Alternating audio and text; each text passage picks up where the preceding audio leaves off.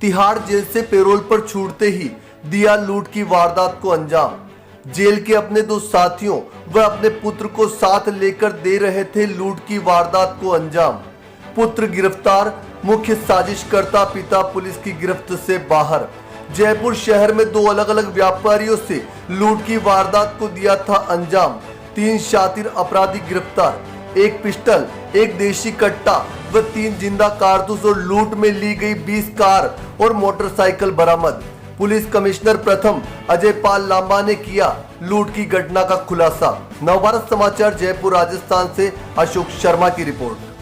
खुद भी i20 car में घटना के आसपास मौजूद रहकर घटना को अंजाम देने में अहम भूमिका निभाई है। उम्मीद है इनकी गिरफ्तारी से इनके आगे के जो अपराध का जो कोई भी प्लानिंग रही होगी उस संबंध में भी अनुसंधान करके आगे की घटनाओं को रोकने का कोशिश किया जाएगा।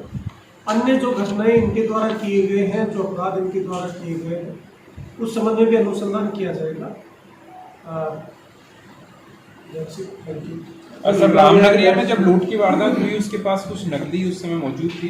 नकदी उस समय घटना से कुछ देर पहले तक उसके पास मौजूद थी, लेकिन वक्त घटना उसके पास नकदी नहीं थी। इनके द्वारा उस पर हमला इसी मंशा के साथ किया गया था कि शायद उसके पास कुछ नकदी मिलेगी, लेकिन जब वो संघर्ष हुआ, उसने विरोध किया है, उस संघर्ष के दौरान उस पर गोली मार दी थी और वो फिर हड़बड़ाहट में वहाँ से भाग गए और लूटने की नकदी लूटने की जो कोशिश थी उसमें कामयाब नहीं हुई। तो ये सचिन जैन है, इसको तो दिनेश दीक्षित जानता था, लेकिन पेप्सिको वाले पे लूट हुई, उसमें क्या कनेक्शन है? दिनेश जैन, जो दिनेश दीक्षित है वो सचिन जैन को जानता है, क्योंकि ये भी भू कारोबारी है, उसके साथ पूर्व काम किया है या काम करने वालों को जानता रहा है। पेप्सी कंपनी के जो कर्मचारी हैं उससे दिनेश दीक्षित का क्या संपर्क है, वो दिनेश दीक्षित की गिरफ्तारी के पश्चात स्पष्ट हो पाएगा कि उसने इसकी कहाँ से रेकी करी, कहाँ से उसको पता लगा।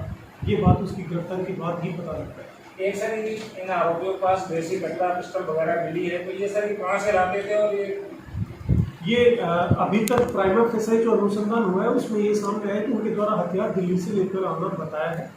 अब अग्रिम अनुसंधान से स्पष्ट होगा कि हथियार की चेन क्या है, सोर्स क्या है, उस संबंध में अनुसंधान किया जाएगा। सर, ऐसी बड़ी घटनाएं होती हैं कि सबसे पहला जो कारण जो निकल सामने आता है, सबसे पहला एक तो किराएदारों का वेरिफिकेशन नहीं होता, दूसरा चोरी की मोटरसाइकिल सबसे ज़्यादा यूज किया। इस घटना में जहाँ ये षड्यंत्र रचा गया है वो दिनेश दीक्षित का खुद का फ्लैट, वो खुद ही वहाँ रहकर बाप बेटे दोनों ऐसी साजिश रच रहे हैं और अपने साथ अन्य अपराधी को अपने इस फ्लैट में इन्होंने बुलाया। तो ये किराएदार की वेरिफिकेशन से जुड़ी हुई ये घटना नहीं है, लेकिन हाँ ये सच है कि अनेक ऐसे लोग किराएदारों का वेरिफिकेशन नहीं कराते और उसकी आड़ में कई बार आपराधिक तत्व शहर में शरण ले लेते हैं। इस संबंध में कमिश्नरेट स्तर से ये कोशिश की गई है। इनको बाहर रखिए, बाहर रखिए। कमिश्नरेट स्तर से ये कोशिश की गई है कि 144 के आदेश भी निकले कि किराएदारों का सत्यापन कराया जाए।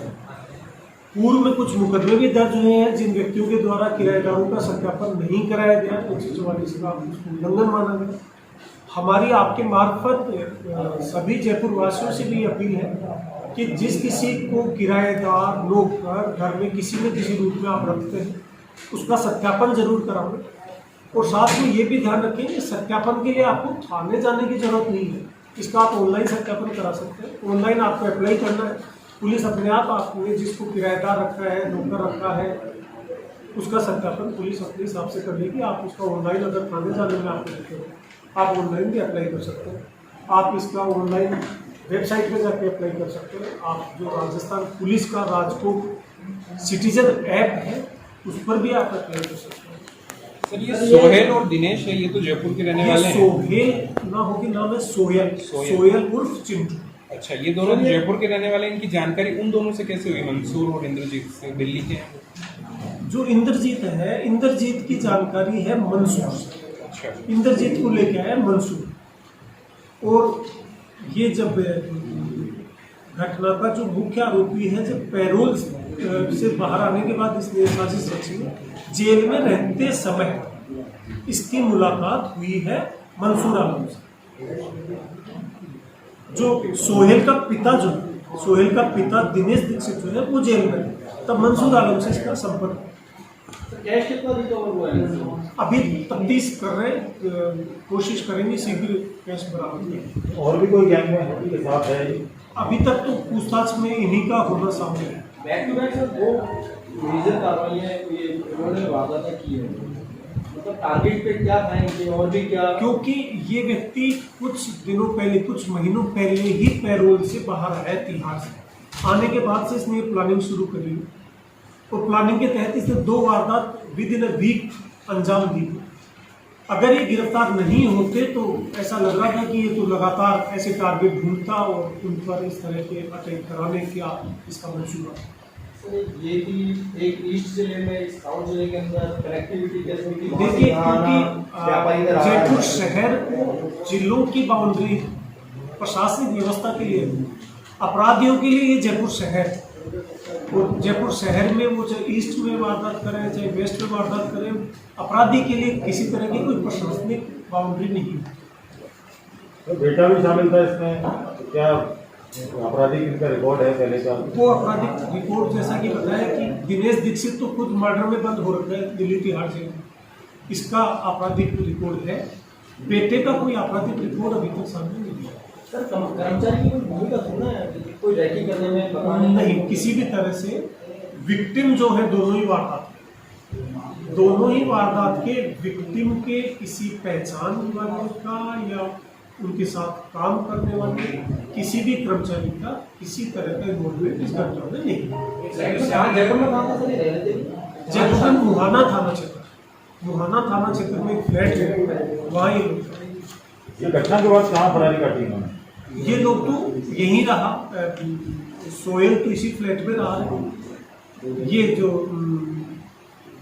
इसका पिता है दिनेश दीक्षित, वो इसका सीकर में रामगढ़ शेखावाटी थाना क्षेत्र में इसका घर है, ये वहाँ चला जाता है। मंसूर आलम और उसका जो दूसरा साथी इंद्रजीत है वो दिल्ली चला। Thank you.